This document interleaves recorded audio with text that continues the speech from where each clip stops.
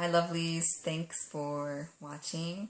I just had a blooper which was hilarious and I can't show it to you because I thought I was recording, but I wasn't. I was just holding the camera in my face for a really long time and then it went off.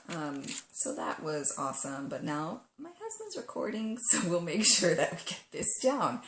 Anyway, hello. I wanted to make a video because it's been a while and I hope you're doing wonderfully, and I wanted to talk with you about the Hay House Conference, which is the event I went to last week. I was there in Denver. I flew to Denver from Chicago, and I had just an amazing time. It was a magical experience. I feel completely uplifted and inspired, and just learned a lot, affirmed a lot, and met some beautiful spiritual seekers. So if you ever get a chance to go, please go. It's very, very affordable, and some of the best speakers there, spiritual teachers. So do it. Then the other thing I want to talk about today is negative self-talk.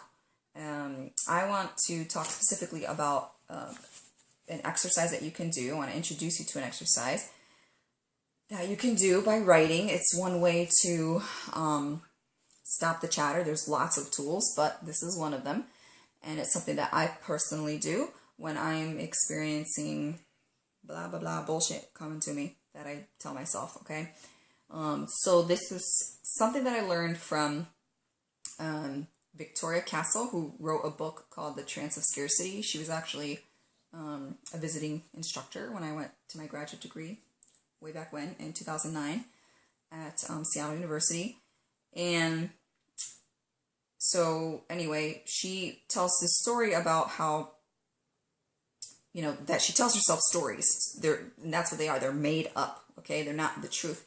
And so one story she told was when she was a little girl, she had a crush on a boy, and the boy never called her, and I remember being there, and I remember telling myself crap like, he doesn't like me, I'm ugly, be like somebody else, they'll never call, and all this drama. And she remembers going to her brother and saying, you know, why he hasn't called me, oh my gosh, what do you think? And her brother kind of looks at her and goes, he hasn't called. As like, there's the truth, and that's the only thing we know, that's the fact, and then all that other crap she was saying was basically story.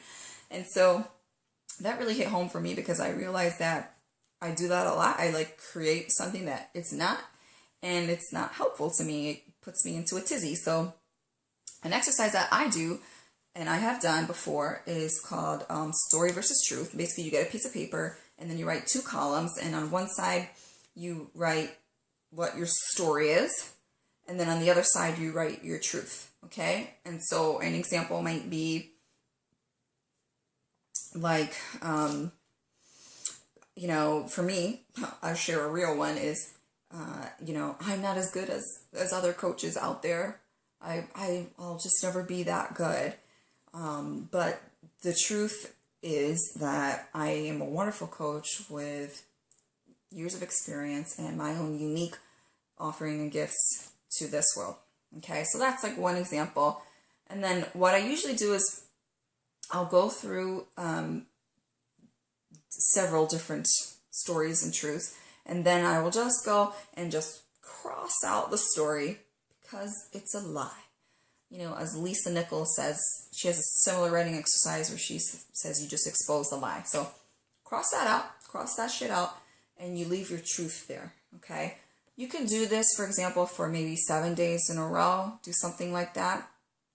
And at the end of 7 days, just watch your energy, notice it, notice how it's different, notice how you feel.